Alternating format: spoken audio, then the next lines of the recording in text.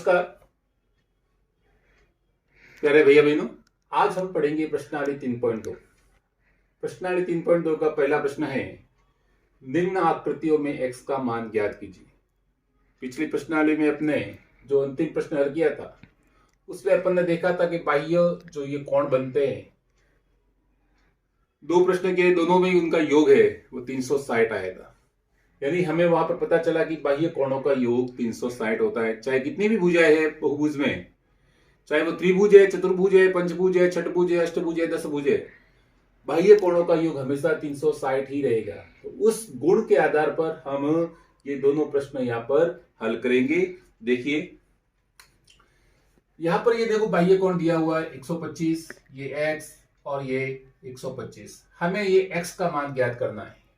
तो चूंकि हमें मालूम है कि बाह्य कोणों का योग 360 होता है तो लिखेंगे 125 प्लस 125 प्लस x बराबर 360। हमें पता है कि बाह्य कोणों का योग 360 होता है, तो इन तीनों कोणों का योग होगा 360। अब इन दोनों को जोड़ देते हैं तो होगा 250 प्लस x बराबर 360। अब इस 250 का अपन कर देते हैं पक्षांतरण। पक्षांतरण करेंगे तो x बराबर आ जाएगा 360 माइनस 250। x का मान आ जाएगा 6 में से 5 जाएगा 1, 3 में से 2 गया 1, 110 डिग्री। ये हमारा x का मान आ जाएगा। ठीक इसी प्रकार इस प्रश्न के अंदर देखेंगे अपन, तो इस प्रश्न में अपन थोड़ा देखें, ये 70 डिग्री दिया हुआ है, ये x दिया हुआ है। अब ये अंदर इस प्रकार का चिन्ह है, इसका मतलब है ये 90 डिग्री है। अगर ये 90 डिग्री है तो ये बाहर भी अपना क्या होगा, 90 डिग्री होगा, क्योंकि एक सरल रेखा पर बने हुए कोणों का योग 180 होता है। अंदर 90 है तो बाहर भी 90 हो गई। यहां पर भी ये 90 डिग्री है या 60 डिग्री है। 1 2 3 4 5, 5 में से 4 कोण हमें पता है तो हम x का मान ज्ञात कर सकते हैं। देखिए आएगा x plus 90 plus 60 plus 90 plus 70, इन सब का योग 360 के बराबर होगा, क्योंकि फिक्स है कि बाह्य कोणों का योग तो 360 ही होगा। अतः हम इनको जोड़ेंगे तो आएगा x प्लस 0, 9 और 6, 15 और 9, 24, 24 और 7, 31, यानी 310 इजिकल टू 360। x बराबर 360 माइनस 310, इस 310 को हम पक्षांतर कर देंगे तो यह आ जाएगा माइनस के 310, और x बराबर आ जाएगा 360 माइनस 310। जब 310 घटाएंगे तो आ जाएगा 50 डिग्री आंसर। इस प्रकार से हम ये प्रश्न हल करेंगे। तो प्यारे भैया बहनों, प्रश्न संख्या 2 है, एक समबाहुभुज के प्रत्येक बाह्य कोण की माप ज्ञात कीजिए जिसकी 9 भुजाएं हो और 15 भुजाएं हो। यानी इसी प्रश्न के अंदर दो प्रश्न हमें पूछा गया है। एक मैं करूंगा, एक आप स्वयं कर लेंगे। ऐसी मुझे आशा है कि मैं बताऊंगा तो आप दूसरा आराम से कर लेंगे। तो देखिए पहला प्रश्न है समबाहुभुज। समबाहुभुज का मतलब होता है ऐसा बहुभुज जिसकी सभी भुजाएं समान हो। फिर है प्रत्येक बाह्य कोण का माप ज्ञात करना है, यानी एक बाह्य कोण, सभी बाह्य कोण समान होंगे, भुजाएं समान है तो बाह्य कोण भी समान होंगे। तो मैं एक कोण का मान ज्ञात करना है कि एक कोण कितना होगा। अभी अपन ने आगे अगले प्रश्न में देखा कि बाह्य कोणों का योग तो चाहे कितनी भी भुजाएं है, बाह्य कोणों का योग 360 ही रहने वाला है। तो यहां पर अपन लिखेंगे, पहला सवाल कर रहे हैं 9 भुजा के लिए, भुजाएं हैं 9। तो बाह्य कोणों का योग, हमको मालूम है कि बाह्य कोणों का योग होता है 360, इसलिए प्रत्येक बाह्य कोण कितना होगा, प्रत्येक बाह्य कोण, और प्रत्येक बाह्य कोण के लिए 360 बटा n। अब ये n क्या है, भुजाओं की संख्या। n की जगह पर जितनी भुजाएं है वो लिखना है, तो 360 बटा 9। अब 9 का भाग देंगे तो 4 9 36 और ये 0 आ जाएगा, यानी आपका प्रत्येक जो बाह्य कोण है वो 40 डिग्री का होगा। अब आपको 15 भुजा का करना है, तो क्या करोगे, ये n की जगह 15 लिखोगे, जहां मैंने 9 लिखा है वहां पर आप 15 लिखेंगे, 15 का भाग दे देंगे, फिर आपका आंसर आ जाएगा। तो मुझे आशा है कि ये प्रश्न संख्या 2 15 भुजा आप स्वयं आसानी से कर लेंगे। एक समबाहुभुज की कितनी भुजाएं होगी यदि एक बाह्य कोण का माप 24 डिग्री हो, यानी हमें प्रत्येक बाह्य कोण है वो 24 डिग्री का है, हमें पता लगाना है उसमें भुजाओं की संख्या, भुजाओं की संख्या यानी n का मान हमें ज्ञात करना है। सभी कोणों का योग 360 होता है, एक कोण हमें मालूम है, तो 360 में यदि हम इस कोण का भाग देंगे तो n का मान हमें प्राप्त हो जाएगा। चलिए, सूत्र था हमारे पास कि प्रत्येक बाह्य कोण बराबर 360 बटा n, ये सूत्र था।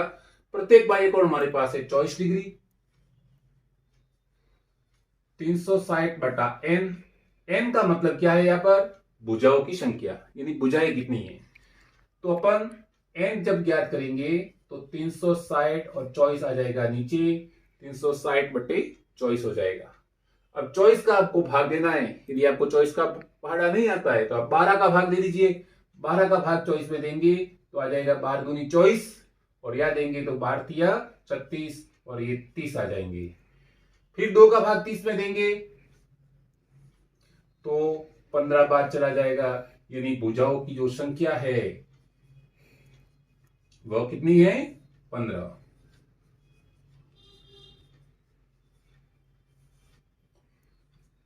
ठीक है, तो इस प्रकार से कोई भी यदि आ जाता है या बाह्य कोण कितना दिया हुआ है और आपको पूछे कि भुजाओं की संख्या कितनी है, तो 360 में उस कोण का भाग देना है, आपको भुजाओं की संख्या प्राप्त हो जाएगी। अब अपन करते हैं प्रश्न संख्या 4। एक समबाहुभुज की भुजाओं की संख्या ज्ञात कीजिए यदि इसका प्रत्येक अंतकोण 165 डिग्री, इस बार हमको अंतकोण दिया गया है, पिछले प्रश्न में था बाह्य कोण।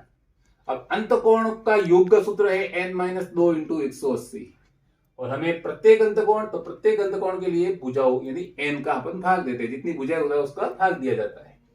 हमें प्रत्येक अंतकोण पता है, तो अंतकोण की जगह अपन लिख लेंगे 165 n-2 इंटू 180 बट्टे n।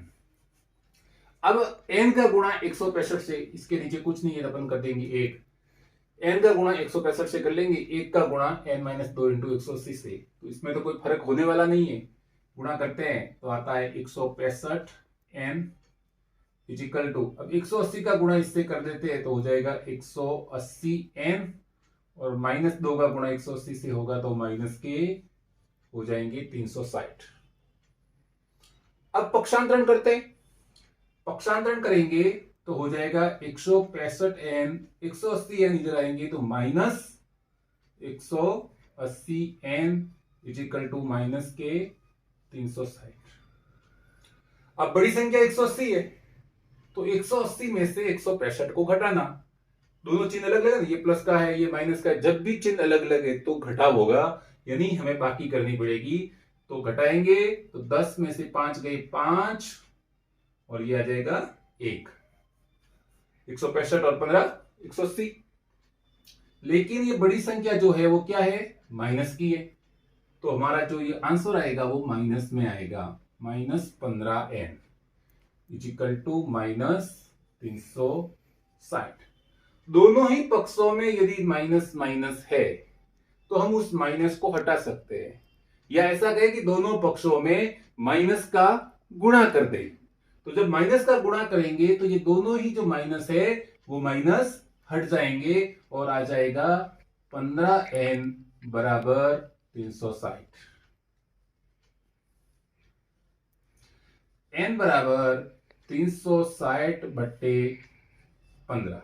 अब 15 का भाग 360 में दे दीजिए, तो भाग देते हैं तो 15 दूनी 30, शेष 6 बचते हैं, 0 को उतारेंगे 60, 15 का भाग 60 में लेते हैं तो 15 का 15 एकम 15, 15 दूनी 30, 15 तिया 45 और 15 चौके 60। n का मान 24, यानी इसके अंदर जो समबाहु बहुभुज है इसमें जो भुजाओं की संख्या है